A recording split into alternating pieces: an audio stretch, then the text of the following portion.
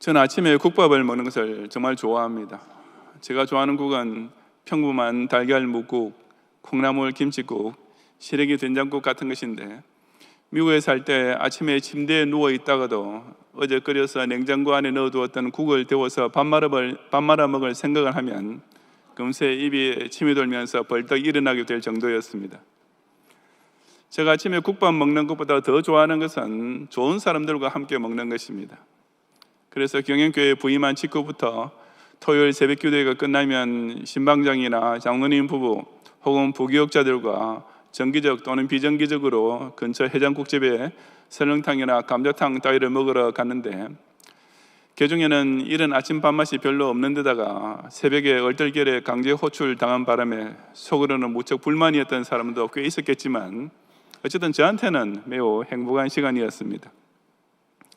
이번 전국 여전대 수련회 기간에 제가 평소 습관대로 저녁 식사는 잘 하지 않았지만 새벽기도 후에 교단 목사님들과의 조차는 2번 다 참석했던 이유도 그 때문이었습니다. 맛있는 아침 식사와 좋은 사람과의 교제는 정말 최상의 조합인데, 예수님과 베드로 사이에 바로 그런 시간이 있었습니다. 본문 1절부터 14절에 보면 디베라 호숫가에서 예수님께서 친히 그 조찬 미팅을 마련하셨는데, 메뉴는 생선구이와 떡이었습니다. 이른 아침부터 비린내 나는 생선을 어떻게 먹나라는 생각이 들지 모르겠지만, 베이컨이나 계란 프라이 따위가 있을 리 만무한 그 당시, 특히 서민에게는 생선이 대표적인 단백질 공급원이었을 것이고, 무엇보다 예수님께서 친히 구우셨으니 비린내 따위는 싹 사라지도록 맛있게 구워 놓으셨을 것이 분명합니다. 더욱이 시장의 반찬이란 말대로 밤새도록 고기잡이 하느라 지쳐있던 제자들로서는 따뜻한 모닥불 곁에 다른 사람이 차려놓은 아침밥은 그 어떤 메뉴라도 꿀맛이었을 것입니다. 그 상상만 해도 맛있고 행복했을 조반이 끝난 후 예수님께서는 베드로만 부르셔서 아주 뜨겁고 깊은 개인 면담을 시작하셨습니다. 이 시간 저는 예수님께서 우리에게도 내가 나를 사랑하냐라고 물어주시는 의미와 그 질문에 대해 우리 각자가 주님 그러하나이다 라고 대답하는 각오가 무엇인지를 함께 상고해 보고자 합니다. 첫째, 내가 나를 사랑하느냐라는 예수님의 질문은 우리의 모든 죄를 이미 기억도 않으시고 다 용서하셨음을 확인해 줍니다. 15절부터 17절까지 함께 봉독하겠습니다. 그들이 조반 먹은 후에 예수께서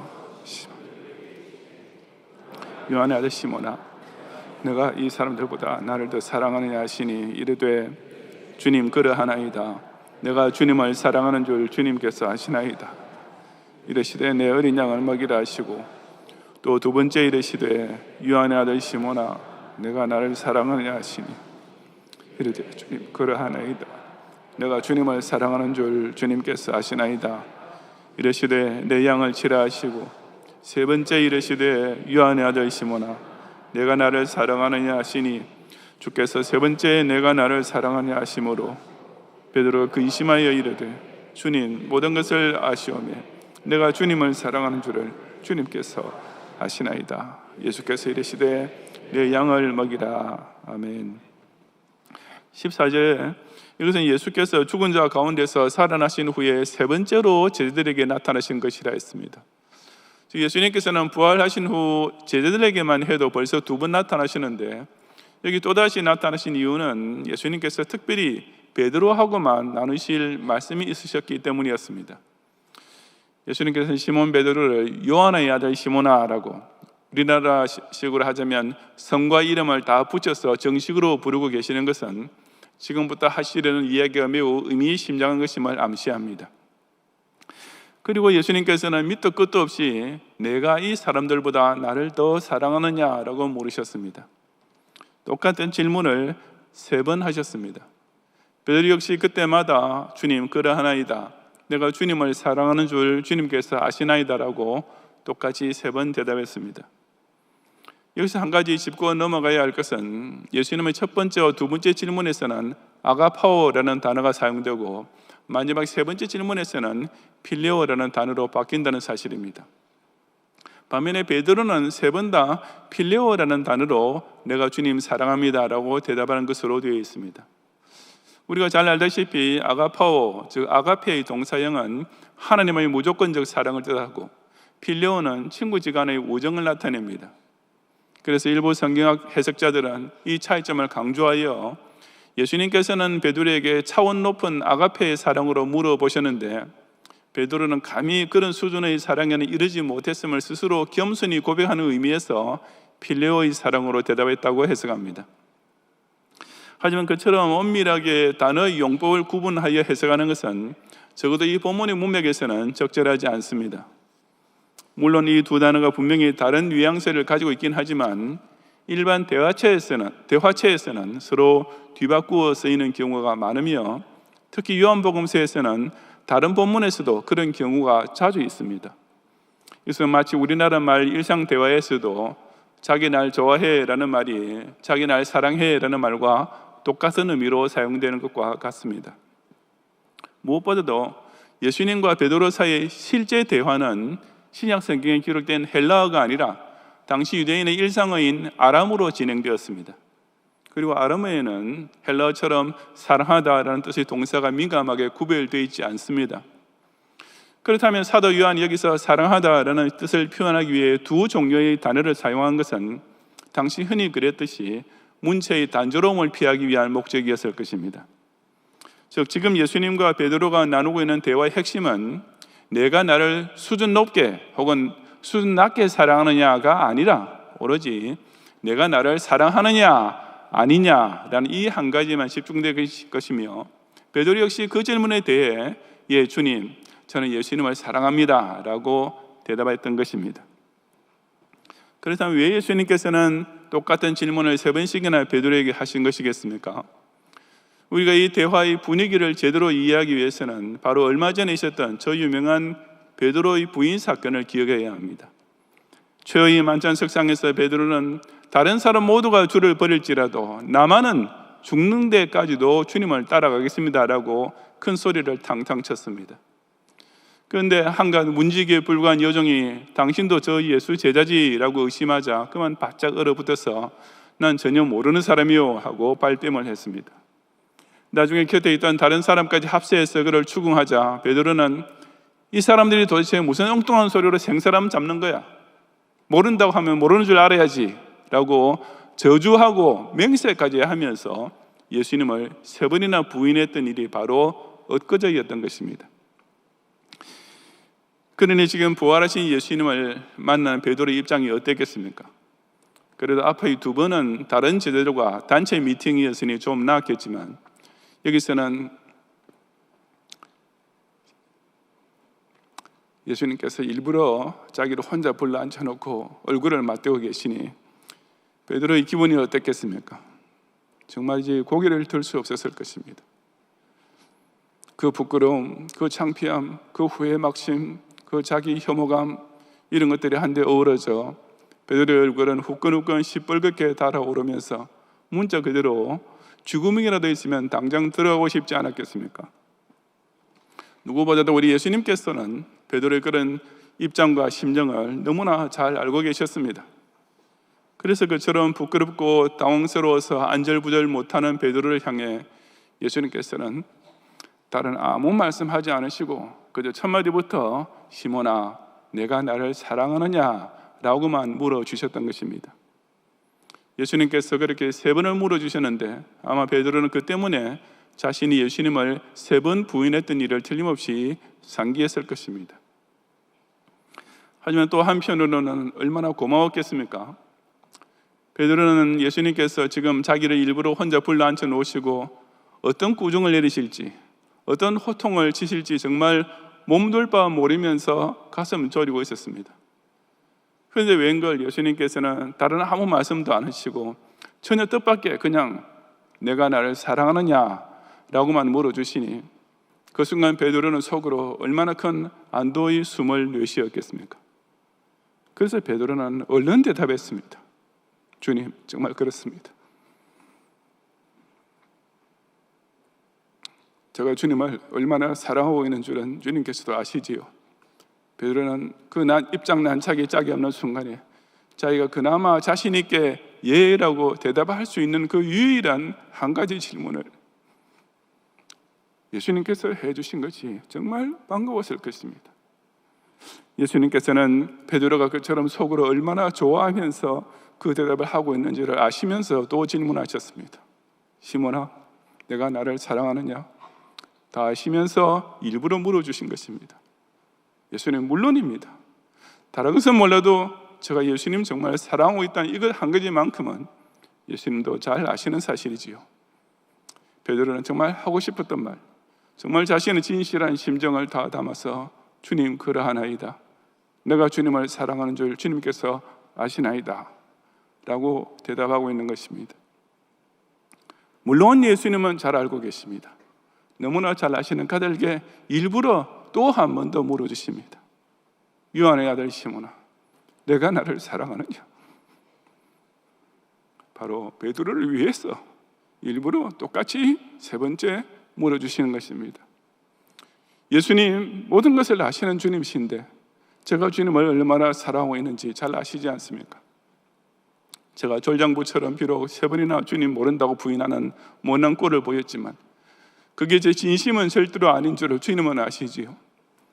그 순간만큼은 정말 겁에 찔려 못나고 창피하게 짝이 없는 꼴을 보이고 말았지만 제가 속으로는 진짜 예수님을 얼마나 사랑하고 있는지, 이것만큼은 예수님께서도 다 알아주고 계시지요 라고, 예수님께서 내가 나를 사랑하느냐라고 한 번 물으실 때마다 베드로는 속으로 뜨거운 회개의 눈물과 함께 말로 표현할 때는 감사의 눈물을 흘리면서 주님 정말 그렇습니다, 제가 주님 사랑하는 줄을 주님께서 아십니다 라고 대답한 것입니다. 예수는 정말 기가 막히도록 대단하신 분 아닙니까? 너 왜 나를 부인했니? 라는 질책 한마디도 없었습니다. 너 어쩌다 그렇게 날 배반까지 하게 되었니? 라는 부드러운 구정조차 하지 않으셨습니다. 내 이번에는 없던 일을 하고 그냥 넘어가 주는데 그 대신 다시는 그러면 안 된다, 뭐 이런 다짐조차 받으려 하지 않으셨습니다.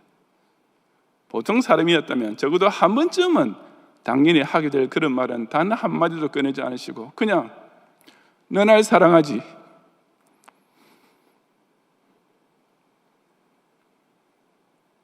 비록 내가 날 3번 부인하긴 했지만 사실 진심으로는 너 날 사랑하고 있지라고 예수님께서는 베드로가 그 얼굴을 들 수 없는 입장에서도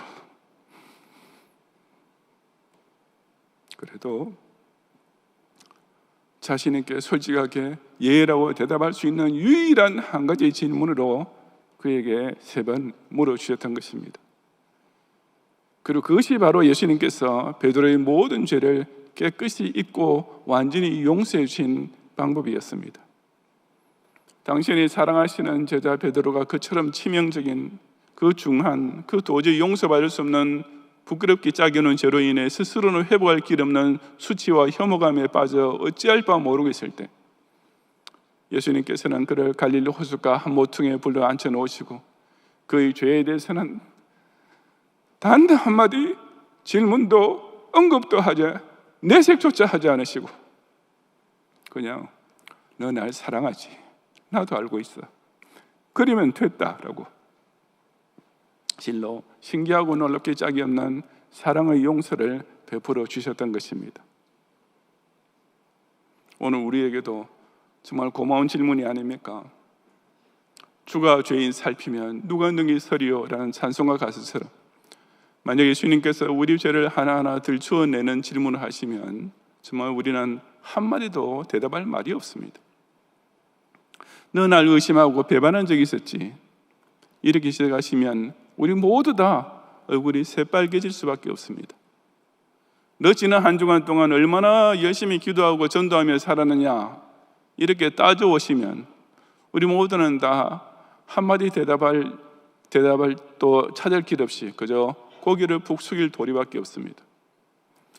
너 교회 집사고 장로를 하면서 얼마나 열심히 주의 사제들을 돕고 얼마나 힘껏 헌금했느냐 이렇게 꾸중해 오시면 그 앞에서 우리는 안면 체면 다 구겨질 수밖에 없습니다.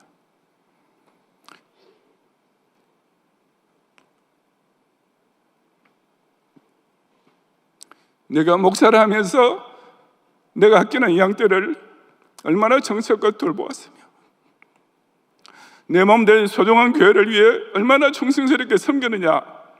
예수님께서 만약 이렇게 저를 추궁하시면 저 역시 쥐구멍을 찾을 도리밖에 없습니다. 하지만 예수님께서는 정말 고맙게도 그런 말을 한마디도 꺼내지 않으십니다.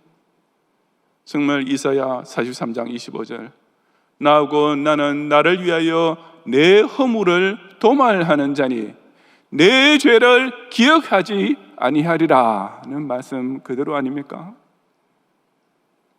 예수님께서는 문자 그대로 지나가는 우리 죄를 하나도 남김없이 이미 모조리 다 까맣게 잊으신 것처럼 그저 우리를 향해 내가 나를 사랑하느냐라고만 물어주시는 것입니다. 그리고 이 질문에 대해 예 주님, 정말 그렇습니다. 제가 지난날 주님 앞에서 보인 꼴이라는 것은 정말 부끄럽고 창피한 것밖에 없지만 그래도 이 한 가지, 아직 제가 예수님을 얼마나 뜨겁게 사랑하고 있는지 이것만큼은 예수님께서도 잘 알고 계시지요라고 거짓없는 사랑의 고백을 할 수 있는 저와 여러분은 정말이지 세상에서 최고로 행복한 사람 아니겠습니까? 저와 여러분은 아무리 남들에게 알려지면 고개 들고 다니지 못할 정도로 중한 죄를 지어질렀다 하더라도 그 죄를 신부 앞에 가서 고해성사할 필요가 없습니다. 종이에 쓰고 불에 태우는 따위 헛된 의식도 전혀 필요 없습니다. 예수님께서 바로 그런 나를, 그처럼 부끄럽고 창피한 죄로 가득 찬 나를 사랑해주고 계심을 믿으십니까? 죄인 중에 괴수 같은 날 위해 당신의 육신을 대신 십자가에 지켜주신 그 구세주 예수님을 진심으로 사랑하고 계십니까? 그러면 여러분의 그 죄는 벌써 완전히 용서받았습니다. 여러분 마음에 예수님 사랑하는 고백만 진실하다면 주님 기억에도 그 죄는 다 깨끗이 지워져 있고 그 어떤 기록에도 남아있지 않습니다. 목사님, 그거 너무 쉽습니다. 천주교처럼 최소한 성모 마리아상 앞에서 촛불이나 몇 개 키워두고 주기도문을 몇십 번 낭독하고 아니면 무슨 면벌부 같은 것을 사든지 하면 모르겠지만 그렇게 쉽게 아무것도 하지 않아도 용서받는다니 뭔가 좀 빠진 것 같습니다. 스스로 생각해 보아도 이처럼 부끄럽기 그지없는 중한죄가 평생 내 양심 속에서부터 도저히 잊힐 길이 없어 보이는 이 무거운 죄가 어떻게 그렇게 간단하게 소멸될 수 있다는 말입니까? 라는 의문이 드는 분이 혹 계십니까? 예수님의 십자가 대속능력을 그렇게 무시하지 마십시오. 그 어떠한 죄도 사람이 지으시는 그 어떤 중하고 부끄러운 죄를 할지라도 일단 한번 용서해 주시면 다시는 기억도 하지 않으시는 이 그리스도의 사랑의 힘을 조금이라도 과소평가하면 안 됩니다. 누가 능히 하나님께서 택하신 자들을 고발하리요? 어렵다 하신 이는 하나님이시니 누가 우리를 정죄하리요? 세상 그 누구도, 그 어떤 교권주의도, 그 어떤 우리 자신의 양심까지도 예수님께서 이미 용서해 주신 택자를 다시는 고발하거나 정죄할 수 없습니다. 우리의 배반에도 불구하고 홀로 십자가 대속을 완성하고 승리의 부활까지 하신 예수님께서 저와 여러분을 향해 우리 죄를 꾸짖으시는 대신 내가 나를 사랑하느냐라고 물으시는 이 고마운 질문을 통해 주님께서는 내 모든 죄를 깨끗이 잊고 용서해 주셨으며 그런 나를 하나님께서 이미 완전한 의인으로 인쳐 주셨음을 확신하는 성도가 되시기 바랍니다. 둘째로 주님 그러하나이다라는 우리의 대답은 예수님께서 명하시는 사명을 위해 죽도록 충성하겠다는 결단으로 이어져야 합니다. 보면 18절과 19절을 함께 봉독하겠습니다. 내가 진실로 진실로 내게 이르노니 내가 젊어서는 스스로 띠뛰고 원하는 곳으로 다녔거니와 늙어서는 내 팔을 벌리리니 남이 내게 띠띠우고 원하지 아니하는 곳으로 데려가리라. 이 말씀을 하시면 베드로가 어떠한 죽음으로 하나님께 영광을 돌릴 것을 가르치심이라. 이 말씀을 하시고 베드로에게 이르시되 나를 따르라 하시니 아멘. 베드로가 저지른 행위는 단지 예수님 앞에서만 부끄러운 것이 아니라 다른 동료 제자 앞에서도 평생 지우기 힘든 수치였습니다. 그래도 지난 3년 동안 명색이 수제자라 하며 살아왔습니다. 예수님 공생의 초기에 예수님을 따랐던 많은 제자들 중에서 정식으로 12제자 명단이 발표될 때부터 제일 첫머리에 그 이름이 올랐던 베드로였습니다. 그 수제자로서의 자격은 가이사랴의 저 유명한 사건에서 완전히 공식적으로 인가되었습니다. 너희는 나를 누구라 하느냐는 예수님 질문에 주는 그리스도시요 살아계신 하나님의 아들이시니이다 라는 그 유명하고 멋진 신앙 고백을 했을 때 예수님께서는 너는 베드로라, 내가 이 반석 위에 내 교회를 세우리라 하고 그 베드로의 신앙 고백이 교회의 기초가 될 것을 선언해 주셨습니다. 그러니 그때까지는 명실공히 자타 공인할 만한 수제자였던 것입니다. 그런데 이제 와서는 정말 꼴이 말이 아니었습니다. 초이 만찬 석상에서 그냥 저는 끝까지 예수님 따르겠습니다 라고만 말했더라도 그래도 조금 나았을 텐데 다른 사람들은 다 주님을 버릴지라도 라고 곁에 멀쩡히 있는 제자들까지 끌어들여서 큰소리 탕탕 쳐놓은 후에 그 모양 그 꼴이 되었으니 이제 와서 그 동료 제자들 앞에서 베드로의 체면이 어땠겠습니까? 이제는 수제자는커녕 그들 앞에 뭐라 한마디 발언할 면목도 없게 되었습니다. 초대교회를 이끌어가는 리더가 되기는커녕 동료 제자들과 얼굴을 맞대기도 부끄러운 처지로 전락한 것입니다. 예수님께서 베드로만 당신 앞에 불러앉혀 놓으신 또 하나의 이유가 바로 여기에 있었습니다.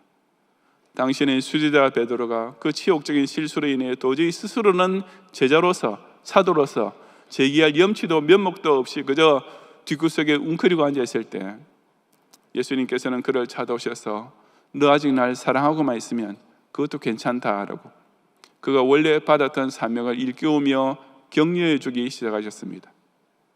그것이 바로 내 어린 양을 먹이라, 내 양을 치라, 내 양을 먹이라 하는 말씀입니다. 베드로가 3번 내가 주님을 사랑합니다 라고 대답할 때마다 예수님께서도 곧 이어서 3번 내 양을 먹이라고 말씀하시는 의미가 바로 그것입니다. 비록 내가 나를 부인하는 실수, 더구나 수제자로서는 도저히 있을 수 없는 큰 잘못을 저지르긴 했지만 내가 나를 진실로 사랑하는 마음만 틀림없으면 그것으로 충분하다. 그 사랑만 있으면 너는 여전히 내 양을 먹일 제자의 자격이 있다. 비록 동료 제자들 앞에서 안면체면 다 구겨지는 꼴까지 보였지만 그래도 날 사랑하는 그 마음만 확실하면 너는 앞으로 교회를 세우고 성도를 이끌어갈 사도의 자격이 충분한 사람이다 라고 말씀해 주셨던 것입니다. 그뿐 아니었습니다. 본문 18절에서는 내가 늙어서는 내 팔을 벌리리니 남이 내게 띠띠우고 원하지 아니하는 곳으로 데려가리라고 말씀해 주셨습니다. 이어지는 19절에서 이 말씀을 하시면 베드로가 어떠한 죽음으로 하나님께 영광을 돌릴 것을 가리키심이라고 기록된 그대로 이것은 베드로의 순교를 예언하신 것이었습니다. 내가 너의 용기를 앞세우고 큰소리 칠 때는 오히려 날 부인까지 하게 됐지만 이제 그런 허영과 자만 따위 다 접어두고 오직 날 사랑하는 그 사랑만 꼭 간직하고 있으면 너는 죽도록 충성하는 내 제자, 아니 십자가 순교까지 감당할 수 있는 교회의 사도가 될 수 있다라는 실로 태산 같은 말씀이었습니다.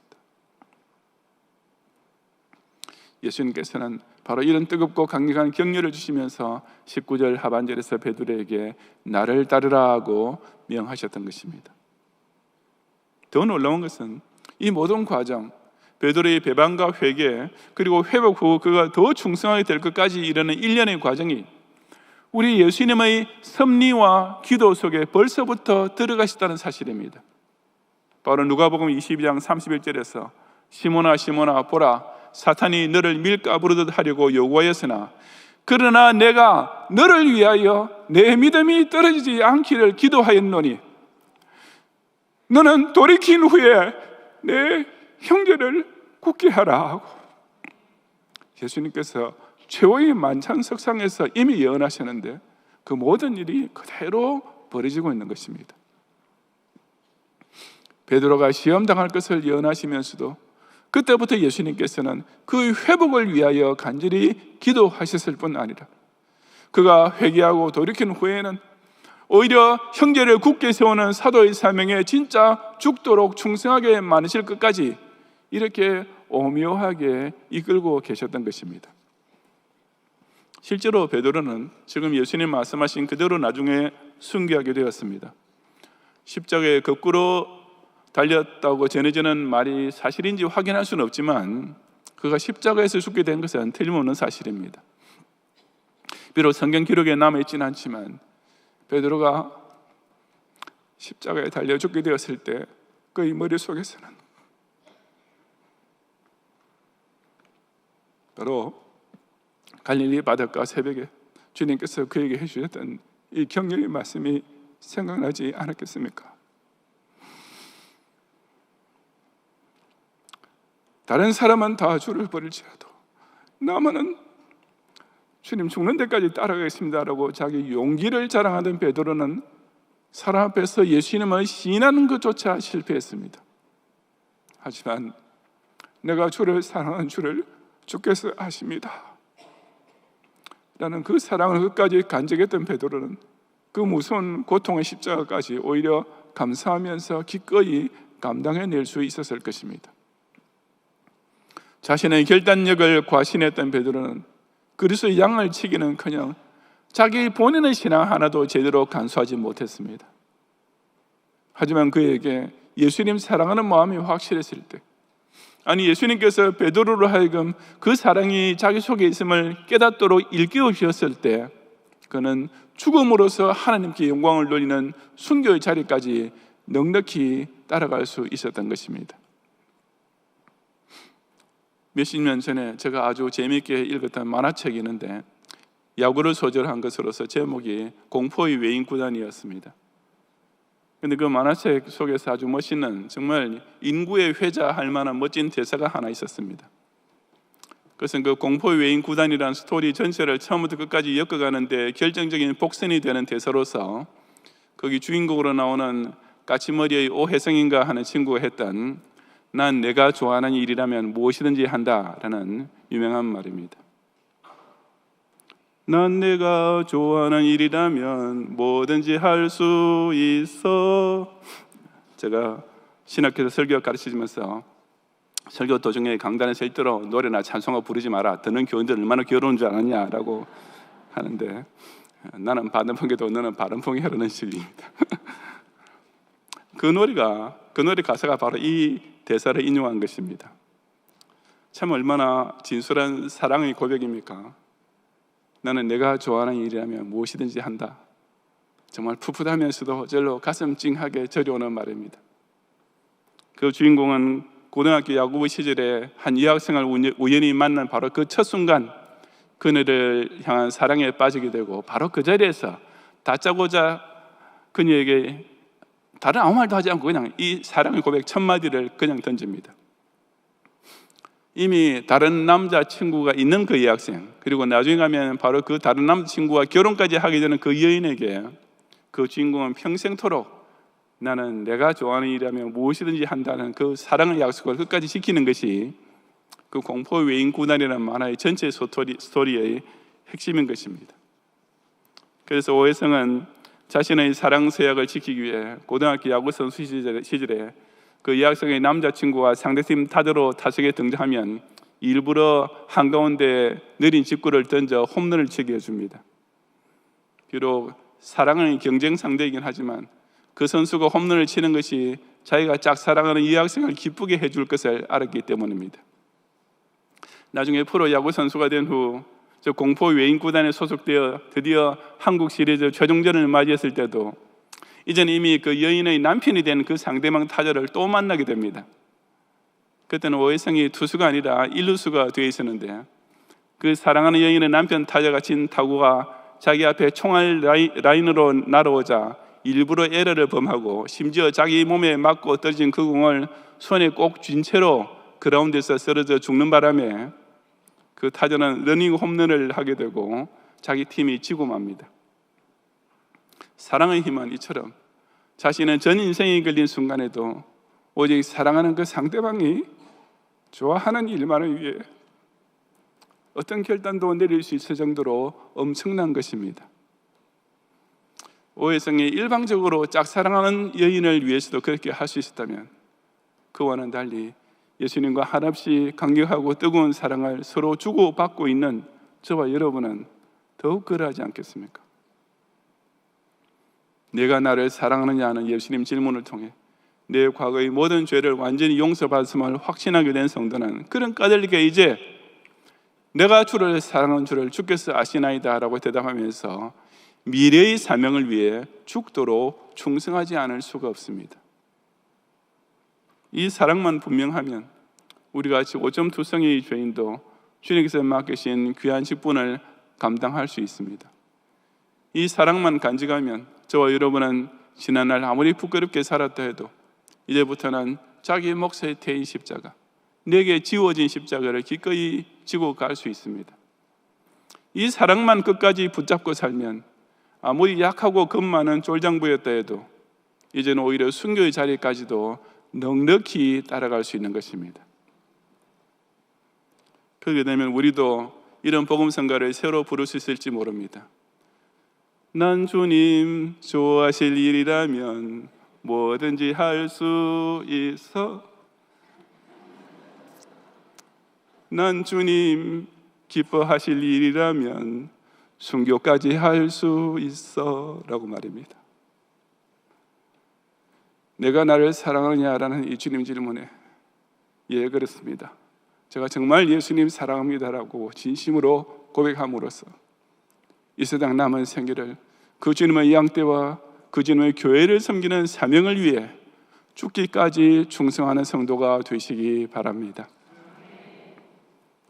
성도 여러분, 제가 미국에서 신학교 다닐 시절 경건의 시간에 당시 구소련 공산주의 치하에서 박해를 받고 있던 기독교인들에 대한 실제 기록 영화를 보게 되었습니다. 러시아 전통의 그리스 정교는 그 공산주의 정부에 빌붙어서 허수아비 노릇을 하고 있었으며 물론 아무 박해도 탄압도 받지 않았습니다.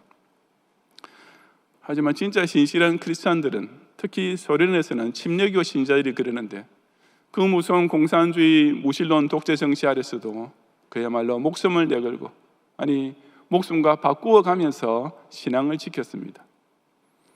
그 영화 속에는 기독 신자들이 산속 깊은 곳에 몰래 모여서 비밀 예배를 드리고 있는 모습, 고문받은 상처를 몸에 지니고 있는 신자, 곳곳에서 체포되어 시베리아의 강제노동 수용소에 끌려간 성도들의 사진들, 아버지와 남편을 생이별하고 남게 된 가족들의 모습, 이런 장면이 연이어졌습니다. 솔제니친의 노벨 문학상 수상작인 이반 데니소비치의 하루라는 소설에 보면 그런 시베리아 강제노동 수용소의 죄수 생활이 어떤 것인지를 생생하게 묘사하고 있습니다. 200g의 검은 빵, 멀건 양파 죽국 한 그릇이 하루 11시간 중노동하는 죄수의 한 끼 식사였습니다. 영하 40도까지 내려가는 강추위 속에서 잠시라도 가만히 서 있으면 그대로 몸이 얼어붙기 때문에 선체로 꼿꼿한 동태가 되지 않으려면 아무리 배고프고 힘이 없어도 죽도록 곡괭이를 휘두르지 않을 수 없는 것이 그들의 일과였습니다. 쥐 한 마리라도 잡아서 구워 먹을 수 있으면 그야말로 최고의 몸보심을 할 수 있는 횡재였습니다. 그런데 그 영화에서는 바로 그런 강제노동 수용소에 실제로 갇혀 살다가 출감하게 된 한 성도가 간증하는 장면도 있었습니다. 그는 자기가 다른 몇 신자 동료들과 함께 수용소로 이송되던 도중에 원래 지병이 있던 한 동료 신자가 아무 치료도 받지 못하고 트럭 안에서 고통스럽게 죽어가는 것을 그저 바라보고 있어야만 했던 순간을 회상했습니다. 그는 또 자기가 수용소에 있던 중 어느 추수감사절에 정말 모처럼 얻게 된 생선 2마리와 양파 몇 개를 앞에 놓고 같이 수감되어 있던 동료 신자 몇 명과 함께 하나님께 뜨거운 감사 기도를 올리면서 자기네에서는 그야말로 풍성한 추수감사 잔치를 했던 것을 간증하게 되었습니다. 정말 문자 그대로 환난과 공고와 박해와 기근과 적신과 위험과 칼이 그들 주위를 완전히 포위하고 있는 가운데 그 구소련의 참된 기독 신자들은 예수 그리스도만을 주로 섬기는 신앙의 전투를 실로 처절하게 치르고 있었던 것입니다. 그런데 그 영화 제목이 참 기가 막히는 것이었습니다.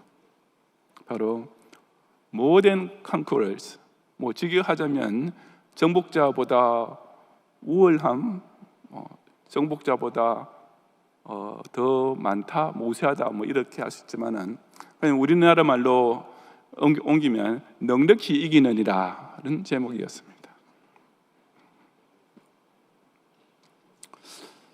참 이상한 제목 아닙니까?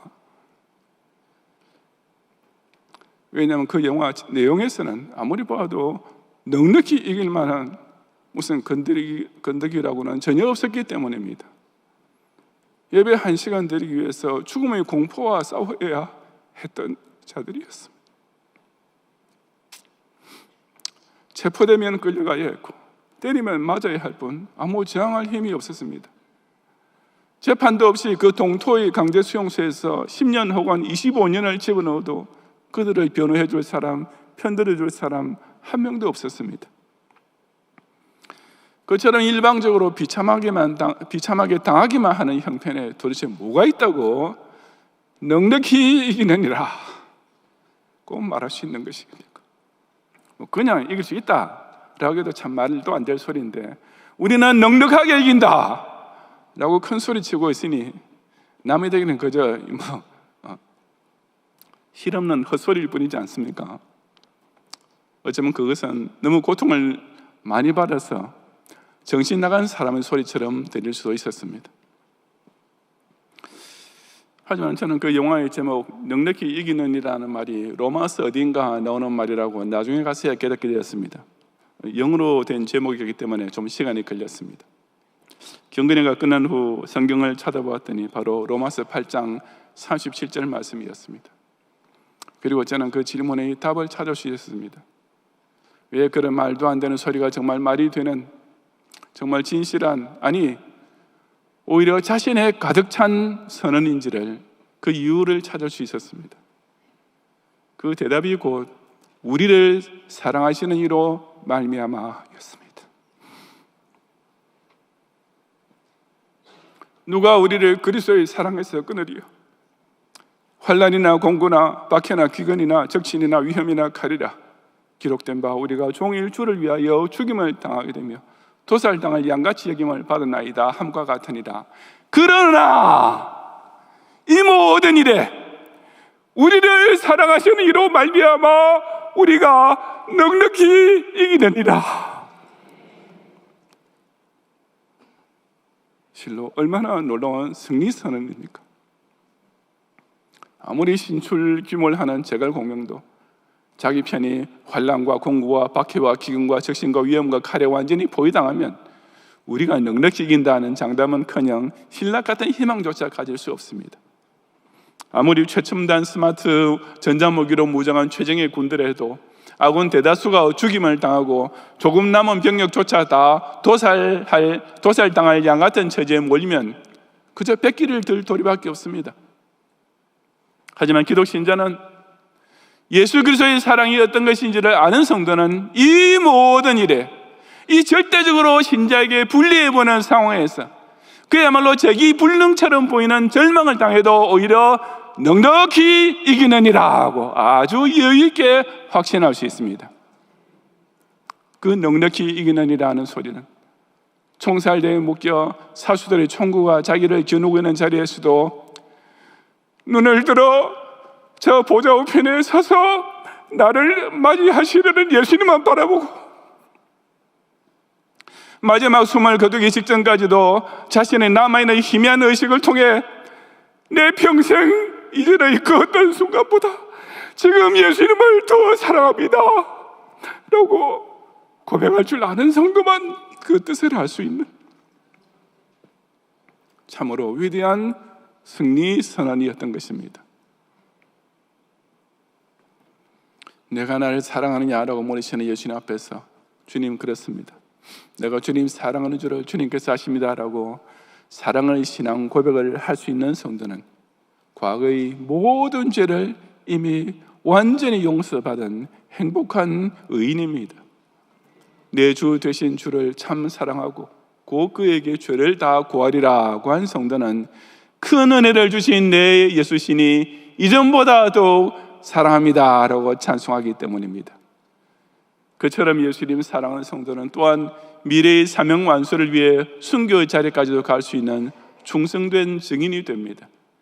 내 평생에 힘쓸 그 큰 의무는 주 예수의 덕을 늘 기림이라 숨줄 때까지 내 할 말씀은 이전보다 더욱 사랑합니다 라는 고백만 분명하면 그 어떤 시험과 핍박도 넉넉히 이길 수 있기 때문입니다. 내가 나를 사랑하냐는 이 주님 질문 앞에 예수님, 저도 주님 사랑합니다 라고 이것 하나만큼은 언제든지 진심으로 대답함으로써 모든 죄 용서받는 행복한 제자, 죽기까지도 넉넉히 이기는 그리스도의 충성스러운 군사가 되시기를 주님의 이름으로 축원합니다. 아멘.